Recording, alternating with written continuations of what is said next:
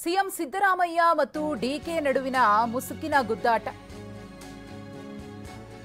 ಅಧಿಕಾರ ಹಸ್ತಾಂತರದ ಘಳಿಗೆ ಹತ್ತಿರ ಆಗ್ತಾ ಇದ್ದಂತೆ ವಿಸ್ಫೋಟ.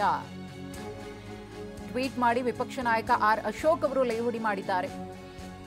ವಿಸ್ಫೋಟ ಆಗುವ ಎಲ್ಲಾ ಲಕ್ಷಣಗಳು ಕೂಡ ಕಾಣಿಸ್ತಾ ಇದೆ ಅಂತ ಹೇಳಿದ್ದಾರೆ. ಜಲಸಂಪನ್ಮೂಲ ಇಲಾಖೆ ಅಧಿಕಾರಿಗಳ ವರ್ಗಾವಣೆ ವಿಚಾರಕ್ಕೆ ಸಂಬಂಧಪಟ್ಟಂತೆ ವರ್ಗಾವಣೆಯ ಬಗ್ಗೆ ಸಿಎಂ ಆದೇಶದ ಬಗ್ಗೆ ಅಸಮಾಧಾನ ಇದೆ. ಡಿಸಿಎಂ ಡಿಕೆ ಸರ್ಕಾರದ ಸಿಎಸ್ಗೆ ಪತ್ರವನ್ನು ಬರೆದಿದ್ದಾರೆ. ಹೀಗಾಗಿ ಕಾಂಗ್ರೆಸ್ನ ಆಂತರಿಕ ಸಂಘರ್ಷ ಜಗಜ್ಜಾಹೀರಾಗಿದೆ. ಈಗಾಗಲೇ ಒಳಗೊಳಗೆ ಒಂದಷ್ಟು ಸಂಘರ್ಷ ನಡೀತಾ ಇದೆ, ಬೇಗುದಿ ಅನ್ನೋದು ಇದೆ. ಅದನ್ನು ಪುಷ್ಟೀಕರಿಸುವಂತಹ ಕೆಲಸ ಈ ಒಂದು ಘಟನೆಯಿಂದಲೂ ಕೂಡ ಆಗಿದೆ ಅಂತ ಹೇಳಿದ್ದಾರೆ ಆರ್ ಅಶೋಕ್.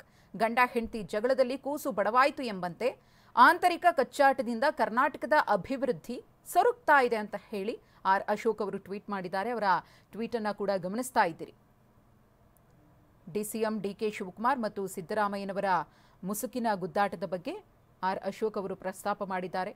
ಅಧಿಕಾರ ಹಸ್ತಾಂತರದ ಘಳಿಗೆ ಹತ್ತಿರ ಆಗ್ತಾ ಇದ್ದಂತೆ ಇವರಿಬ್ಬರ ನಡುವಿನ ಮುನಿಸು ಸ್ಫೋಟಗೊಳ್ಳುವ ಎಲ್ಲ ಲಕ್ಷಣಗಳು ಮತ್ತೊಮ್ಮೆ ಸ್ಪಷ್ಟವಾಗಿ ಕಾಣ್ತಾ ಇದೆ. ಅದಕ್ಕೆ ಈಗ ಒಂದು ವಿಷಯ ಸೇರ್ಪಡೆಯಾಗಿದೆ. ಅದೇನಪ್ಪ ಅಂದರೆ ಜಲಸಂಪನ್ಮೂಲ ಇಲಾಖೆಯ ಅಧಿಕಾರಿಗಳ ವರ್ಗಾವಣೆಯ ವಿಚಾರದಲ್ಲಿ ಇಬ್ಬರ ನಡುವೆ ಅಸಮಾಧಾನ ಇರುವುದು. ಆದೇಶದ ಬಗ್ಗೆ ಡಿಸಿಎಂ ಡಿಕೆ ಶಿವಕುಮಾರ್ ಅವರು ಸಿಎಸ್ ಅವರಿಗೆ ಪತ್ರವನ್ನು ಬರೆದಿರುವುದು.